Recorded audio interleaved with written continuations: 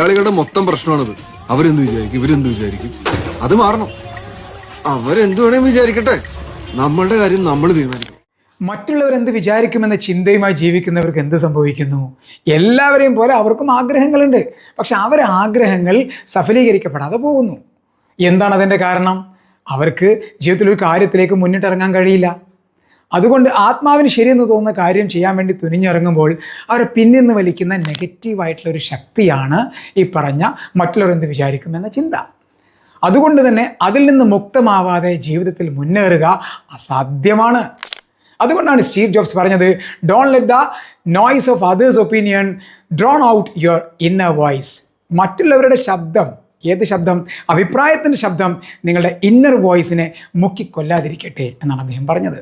അതുകൊണ്ട് നമുക്ക് ജീവിതത്തിൽ ആഗ്രഹങ്ങളുണ്ടാവും. ആ ആഗ്രഹങ്ങളെ സഫലീകരിക്കാൻ നമ്മൾ തുനിഞ്ഞിറങ്ങണം. അതിന് മറ്റുള്ളവർ എന്ത് ചിന്തിക്കുമെന്നുള്ള ഒരു നെഗറ്റീവ് ചിന്തയുണ്ടല്ലോ, അത് നമ്മൾ തീർച്ചയായിട്ടും കാണാതിരുന്നെങ്കിൽ മാത്രമേ നമുക്ക് വിജയിക്കാൻ കഴിയൂ, നമ്മുടെ ലക്ഷ്യത്തിലേക്ക് നമുക്ക് നടന്നെടുക്കാൻ കഴിയുകയുള്ളൂ.